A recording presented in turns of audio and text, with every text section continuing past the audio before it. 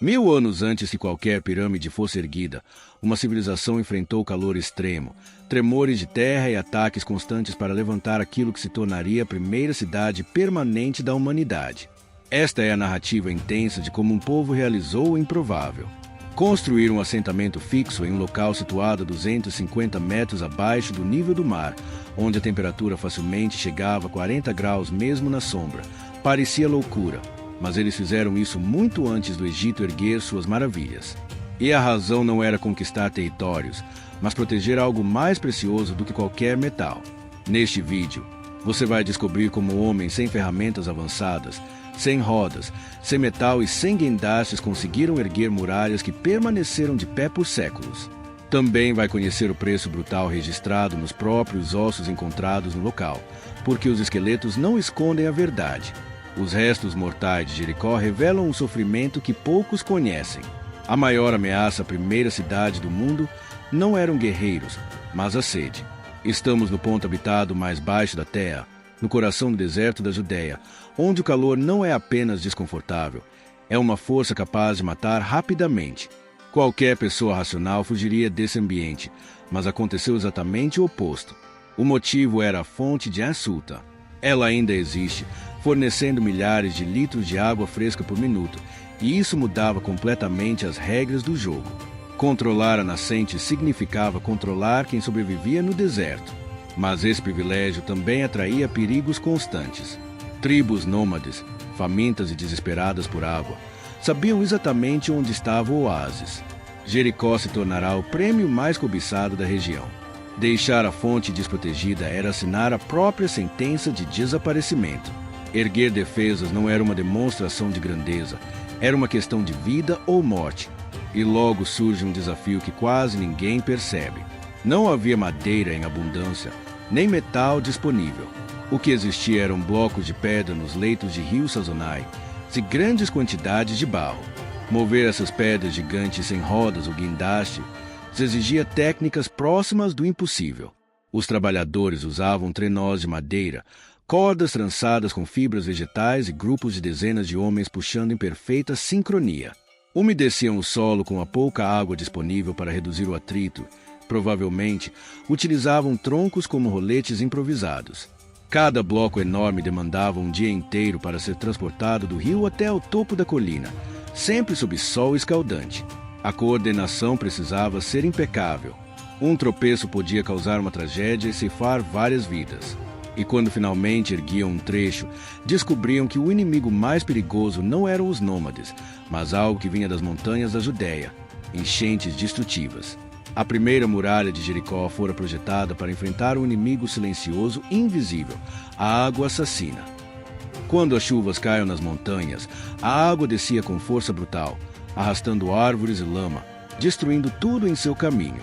A mesma água que dava vida também ameaçava destruir a fonte que mantinha Jericó viva. Perder a nascente significava o fim da cidade.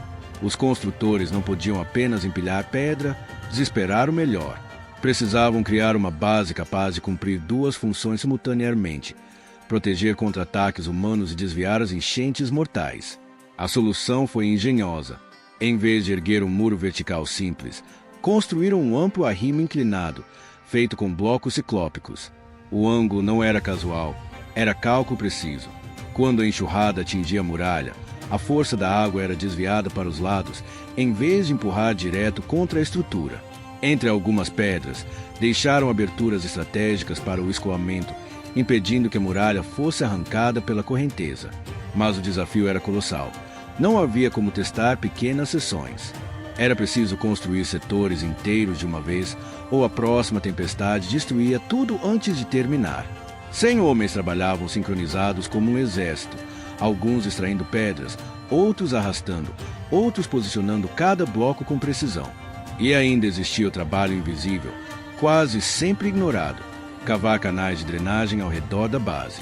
Trabalhadores passavam horas escavando valas profundas para conduzir a água longe da fundação.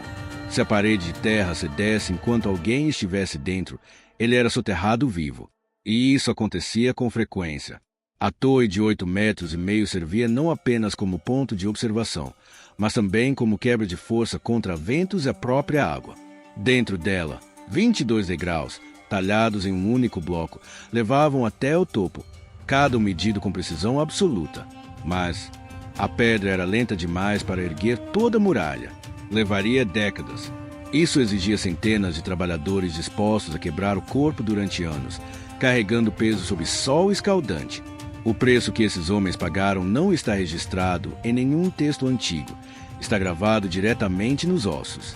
Os mortos de Jericó revelam um segredo que nenhum escriba escreveu. Você pode mentir com palavras, mas ossos não mentem. Quando arqueólogos examinaram os esqueletos das tumbas antigas, as marcas eram impossíveis de ignorar. As tíbias mostram deformações que só surgem quando alguém carrega peso brutal em terreno irregular durante anos. As inserções musculares, os pontos onde os músculos se prendem aos ossos, estão profundamente sulcadas pela tensão constante. Esses homens carregavam cestos de terra e pedras de 30 quilos, subindo e descendo em costas íngremes sob 40 graus de sol. Não era trabalho ocasional, era o que faziam todos os dias, por anos. O corpo registrava cada quilo em ossos deformados e articulações desgastadas. Mas a parte mais perturbadora está nos dentes. Os construtores comiam principalmente trigo, emer e cevada, moídos em pedras primitivas. Essas pedras soltavam areia fina que se misturava à farinha. Cada vez que mordiam o pão, mastigavam literalmente grãos misturados com partículas de pedra que lixavam os dentes até a polpa. Os crânios mostram dentes gastos quase até desaparecer, cavidades profundas, buracos que deviam causar dor insuportável. Caçadores e nômades da mesma época quase não tinham cáries, mas os construtores de cidades pagavam esse preço apenas por comer pão. Não havia dentista, não havia anestesia. Você vivia com dor latejante na mandíbula enquanto carregava mais pedras. E havia outro detalhe perturbador. O esmalte dos dentes apresenta linhas horizontais. Elas se formam quando uma criança sofre de fome severa ou febre alta prolongada. Os construtores não apenas trabalhavam até a exaustão na vida adulta, mas chegavam à adolescência com corpos amarcados pela desnutrição infantil. Viviam no limite absoluto da sobrevivência. Mesmo com ossos deformados, dentes destruídos, memórias de fome da infância, esses homens precisavam erguer algo que parecia fisicamente impossível. Uma torre de pedra maciça de 8,5 metros de altura, contendo dentro dela a escadaria mais antiga do mundo. Como construir isso sem nenhuma ferramenta moderna?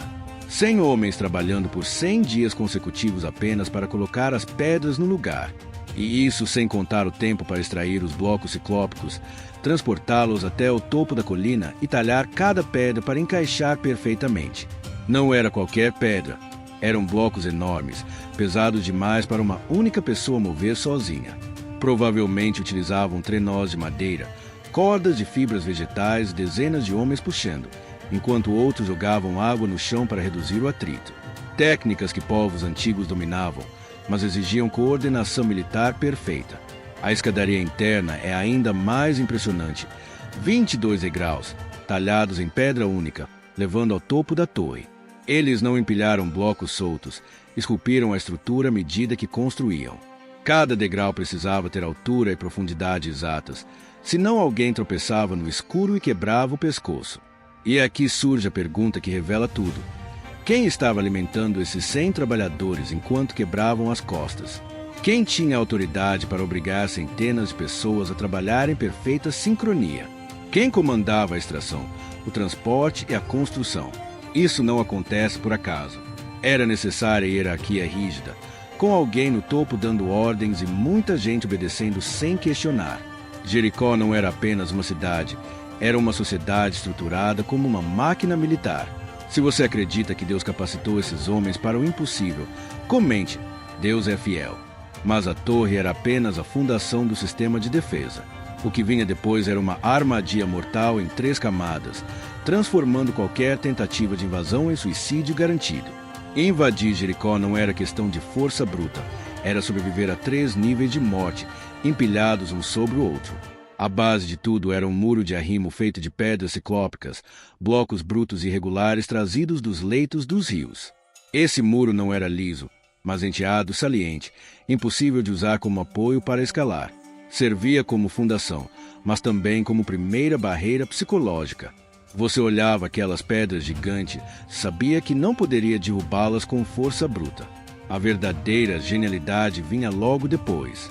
Acima, em vez de uma parede vertical, os construtores criaram um talude íngreme, uma rampa mortal coberta por gesso escorregadio. E aqui estava o detalhe que fazia toda a diferença. Não era possível subir correndo, pois os pés escorregavam sem controle. Não dava para firmar um ariete, porque a superfície inclinada desviava todo o impacto. Não conseguia cavar por baixo, pois encontrava as pedras ciclópicas da base. Qualquer exército tentando invadir ficava preso ali, escorregando no talude enquanto era atingido por flechas e pedras lançadas de cima. Era a posição de morte certa, e ainda nem chegava à muralha principal, porque no topo daquele talude escorregadio vinha a coroa de toda a defesa. Uma muralha vertical feita de tijolos de barro, alto o suficiente para impedir qualquer escalada e grosso bastante para que guardas patrulhassem seu topo. De lá de cima, os defensores tinham um ângulo perfeito para atacar qualquer um que tentasse subir. 3 camadas de defesa trabalhavam juntas como uma máquina de matar. Mas aqueles tijolos, que pareciam tão sólidos, carregavam uma fraqueza fatal que poderia transformar a fortaleza mais segura do mundo em lama, a chuva. Os tijolos não eram cozidos em forno, mas feitos de barro misturado com palha, moldados em formas retangulares e deixados secando ao sol. O adobe funcionava bem em clima seco, mas tinha um problema crítico: era solúvel em água. Deixar a chuva cair sobre eles por algumas semanas transformava a muralha em lama escorrendo. Os construtores precisavam rebocar constantemente as paredes com camadas protetoras de gesso ou cal. Não era trabalho anual, mas manutenção contínua. Se parassem durante uma estação chuvosa, surgiam rachaduras. A água infiltrava, o tijolo inchava, depois secava e desmoronava. A fortaleza mais segura do mundo virava pó se a manutenção fosse negligenciada. E aqui se revela como essa sociedade funcionava. Existiam classes especializadas de trabalhadores. Não era todo mundo fazendo tudo. Havia os que misturavam barro com palha e moldavam tijolos, os que transportavam materiais, e os que assentavam camada por camada, verificando prumo e nível sem instrumentos modernos. Esses homens eram pagos principalmente com cerveja de cevada, mas não como a conhecemos hoje. Era espessa, quase como mingau alcoólico, cheia de resíduos de grãos. Servia como fonte calórica concentrada, dava energia para trabalho pesado e tinha a vantagem de ser mais segura que água de poço, que podia estar contaminada. Imagine um exército de trabalhadores bebendo cerveja espessa sob 40 graus de calor, rebocando muralhas que derretiam com a chuva, mantendo uma defesa que nunca podia parar de ser consertada. Era trabalho eterno, mas faltava a parte mais perigosa, os portões. Porque qualquer abertura na muralha significava vulnerabilidade, e vulnerabilidade significava morte. Um portão é o ponto fraco óbvio em qualquer defesa. É onde você precisa deixar passagem na muralha, e passagem significa que inimigos podem entrar. Os construtores de Jericó criaram entradas que permitiam comércio e movimento, mas que podiam ser totalmente seladas em caso de ataque. A solução foi um sistema de passagem em ângulo. Em vez de um portão reto atravessando a muralha, criaram um corredor em formato de S, com múltiplas portas de madeira reforçada com bronze. Se um inimigo quebrasse a primeira porta, ficava preso no corredor estreito, exposto a flechas vindas de todos os lados enquanto tentava quebrar a segunda porta. Era uma armadilha mortal projetada na própria arquitetura. Construir esse sistema era tecnicamente complexo. As vigas de madeira que sustentavam os portões precisavam suportar peso enorme sem penar. Provavelmente usavam cedro do Líbano, madeira densa e resistente, trazida por rotas comerciais a um custo alto. Os encaixes precisavam ser perfeitos, senão a porta travava ou fragilizava a defesa. Mas o trabalho não acabava quando a última pedra ou tijolo era colocado. A manutenção era eterna.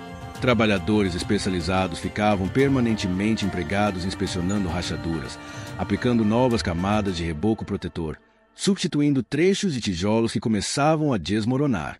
Havia uma hierarquia clara. No topo, mestres construtores entendendo geometria, resistência de materiais e drenagem. No meio, artesãos especializados em fabricar tijolos, assentar e rebocar. E na base, centenas de carregadores que... Os carregadores passavam o dia transportando barro, palha, água e outros materiais. Eram os invisíveis da construção.